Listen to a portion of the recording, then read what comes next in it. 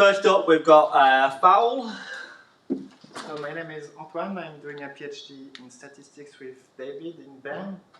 And today I will present a poster about copula-based synthetic generation in medicine. So the idea is that we have medical data that is often scarce and have some missing values and some imperfections. And for applying our statistical model, we would need to have larger medical data sets. And we are in the context of tabular data, where we particularly looked at a cardiovascular risk prediction problem. And for this problem, we developed a methodology using statistical tools called copula. So here is an illustration of the framework that we use to generate tabular synthetic data. And using this kind of framework, we obtain data sets on the right that looks realistic for our problem. And in my poster, I will also provide some metrics to analyze the quality of the synthetic data and present in detail the framework that we use, and also my specific application on cardiovascular risk prediction. So if you're interested in synthetic data and medicine, you can check my poster. Thank you. So, Isaac, okay. Hi, so I'm Isaac. I'm a PhD student at Imperial College London with Stephen Niederer and Sarah Filippi. And my poster is on translating animal experimental results onto human results. So we're specifically looking at the context of drug development when testing for drug toxicity, in which you will first collect in vitro data, then you will test on animals, and then you will test on human beings. In the typical framework, this is a kind of sequential process, and this information is stage-gated and siloed. And your eventual, when coming to test on humans, your earlier test data is kind of thrown out or forgotten or combined in a sort of heuristic way. We are taking a multi-fidelity approach with statistical machine learning, and that has the benefits of all of this data is able to be included together into one framework, and complex relationships can be learned between the drug and the drug input and the toxicity response that you're interested in, while simultaneously learning relationships across species and quantifying uncertainty. So this has several benefits: that you can use data more efficiently and more cost effectively, you can reduce variance, and you can basically learn better from your animal data. Ultimately, this means that you have less need for animal and human experiments, so it becomes safer and more cost effective. You can do fewer tests. And you're able to learn a kind of flexible and generalizable framework. So we've applied this to drug toxicity prediction, but this applies to any scenario where you have a shared outcome that you can measure in animals and in humans. And you can even see that in certain scenarios, you can use this animal data now to predict for regions where you don't actually have any human data. So please come to my poster if you want to find out more. Thank you. The poster that I'm going to be presenting is about representation learning. Okay, so we are doing representation learning in a very classical fashion. We are using an autoencoder. So if you are not familiar, it's just the idea that you have some data and you learn to encode it in some low dimensional latent space by minimizing some reconstruction error. Okay, and this is a very simple strategy that works for many types of data. Okay, it has been demonstrated to work great for images, text, even time series. Basically, anything that you can learn to encode and reconstruct. And me in my PhD, I have been interested in doing it for graphs because it's a very general modality, and in particular for me, it includes molecules. Okay. And the problem is that for graph, computing the reconstruction is actually very tricky because it requires to call a graph matching solvers to align your input graph and your output graph. And this is an NP-hard problem, meaning that every time you compute the reconstruction error, you actually have to solve an NP-hard problem. And the solution that we propose, that I'm going to present at my poster, is that instead of using such a solver that actually does not really exist to compute my reconstruction error, we are going to learn a third module. Okay, so we are going to have both an encoder, a decoder, and actually a graph matching module that is trainable, that we are going to train end-to-end with the rest of the pipeline to minimize the reconstruction error. So more detail at the poster session. Thank you. What's your name? Sorry, Paul. Okay, thank you.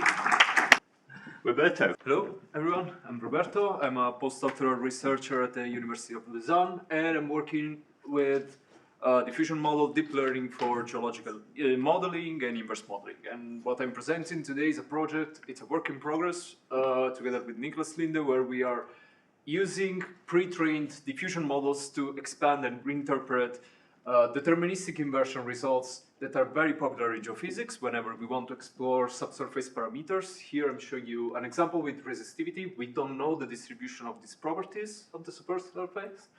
What we do usually is using very efficient geophysical inversion that allows us to have high confidence type of predictions of these distributions, but they are quite smooth due to the fact that this is a real post problem. We need to use regularization.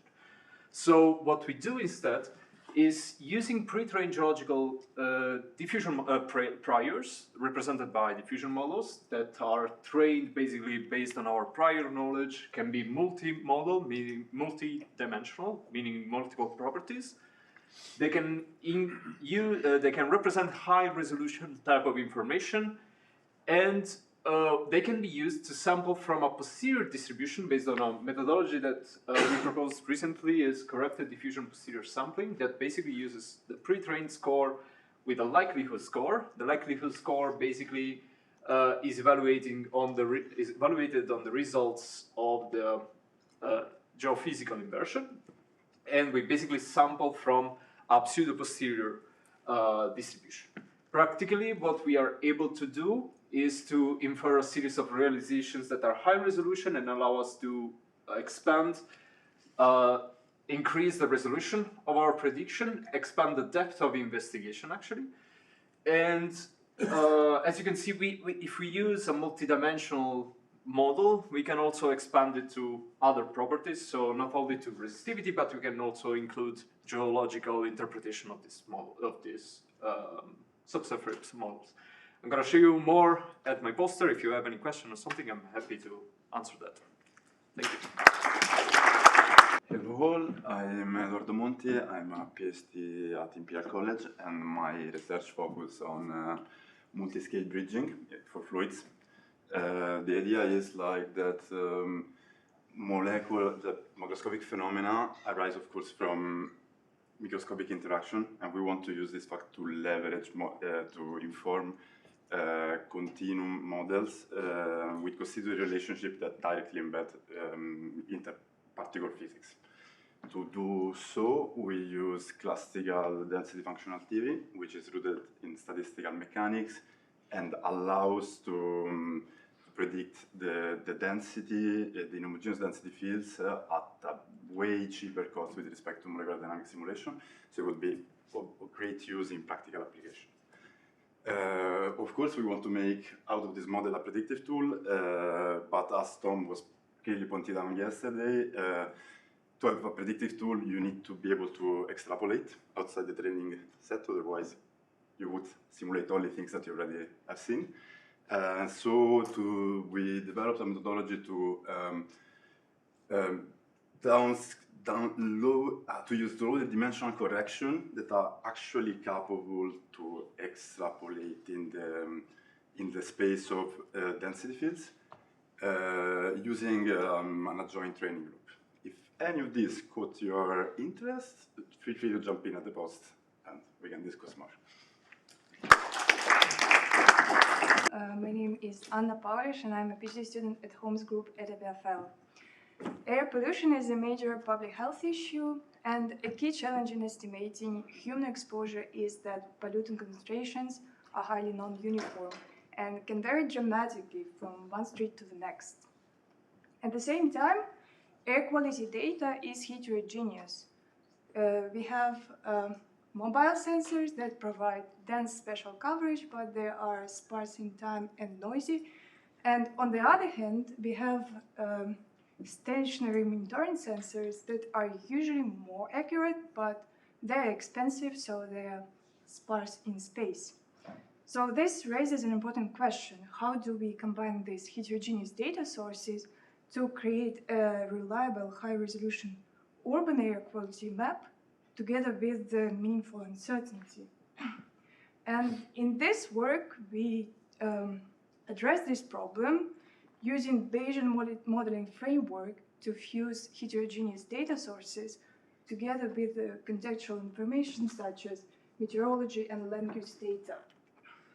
So the model allows observational noise to vary across space and time through heteroscedastic noise modeling, and it employs a spatial temporal kernel to better capture spatial and temporal dependencies.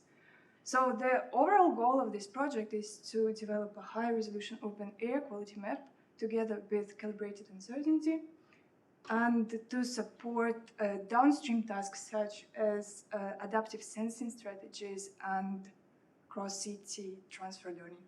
If you have any questions, please do come to my poster. I would be happy to answer. I'm Jean. I'm a PhD student at University of Linde, and I work on the estimation of rare event probability. Those events can be found in many fields and are quite important because even though they carry, they have a low probability of occurring, they may have a significant impact. The method is based on variational distribution using normalizing flow in order to first approximate our distribution of interest and then focus sampling on our rare event in a two-step fashion. The challenge is that our distribution of interest is intractable because of our Bayesian settings. So this is where this two-step approach has its benefits. We are using a different kind of self-normalized important sampling estimator to estimate our probability, which make use of the two distribution, one for normalization and the other for estimation. We also give special attention to multimodality, as this kind of distribution is quite common in the relevant studies. So if this is of any interest to you, please come to my poster. Thank you.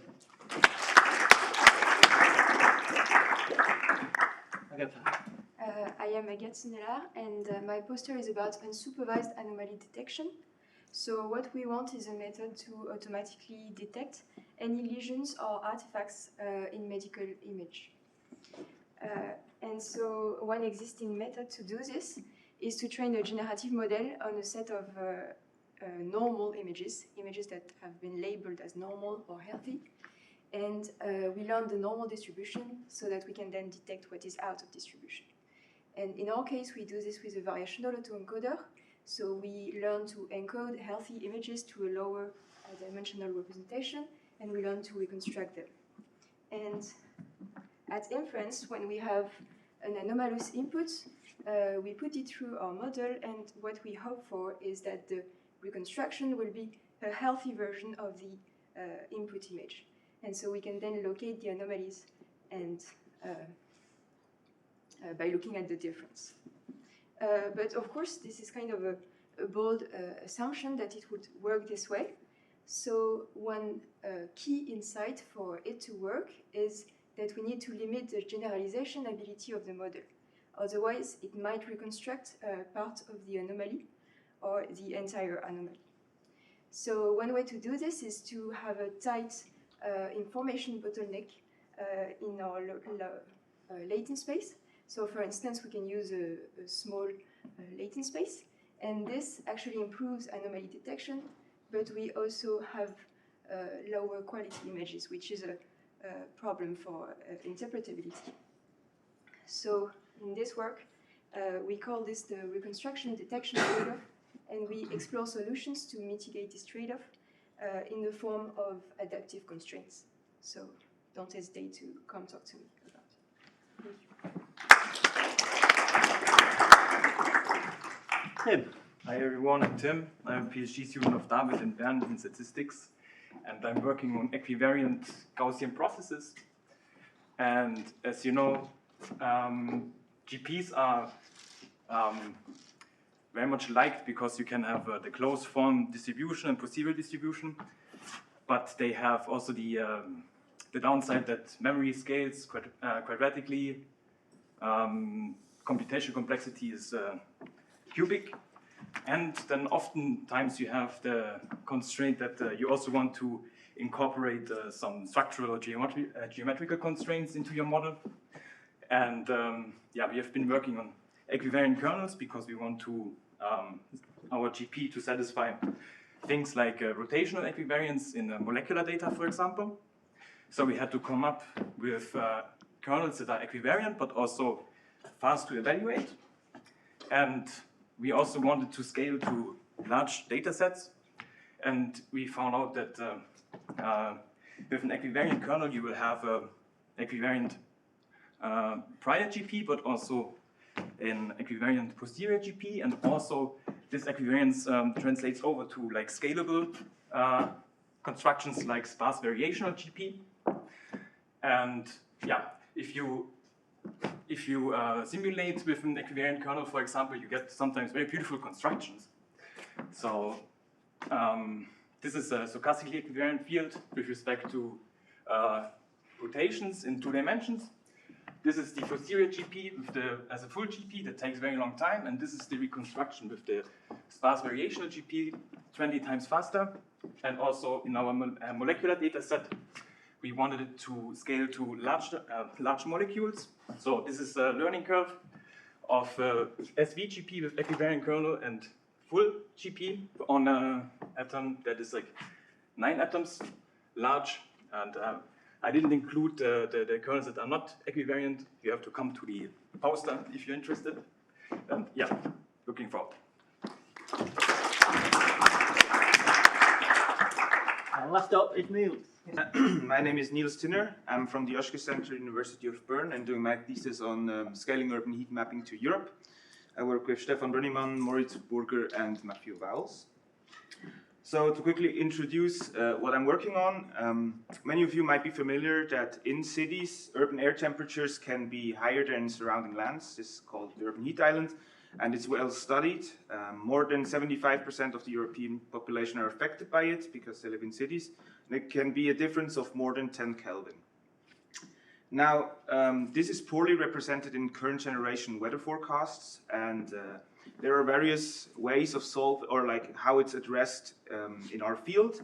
The first are physical-based models that run at very high resolutions, up to 0.5 meters, because this phenomenon is so heterogeneous. And these are extremely costly to run, which makes them unfeasible to put at an operational level. Then there have been a lot of studies on individual cities where you build an entire measurement network with sensors like the sensors that you see on the bottom left of the image. And the issue with that is that it's typically not very scalable or transfer learning is very hard. Overall, there are data sets now that combine all of them for all of Europe, but all stations are now in the range of a few hundreds, so it's difficult, data is very scarce. So what we do is we have a new approach. We use citizen science stations. We want to model hourly high-resolution urban air temperatures for all of Europe. For that, we use multimodal units, and we use different fusion strategies for the modalities. We use early, mid, and cross-fusion approaches. And we combine this with free resolution, resulting in 9 ablations, and we look at what performs best. As the input data, we use citizen weather stations from all over Europe, and I said, so these are very much more numerous than are the weather stations that are professionally maintained. We talk many orders of magnitude, quality controlled, about 180,000 across Europe. And these are our target data, and then we use input data, so 2-dimensional input data from Copernicus. That's one modality, and the other modality is meteorological forcings from ERA 5 land that we then combine into our target map. Yes, we validate with country holdouts. If you're interested, you can come to my poster. Thank you very much.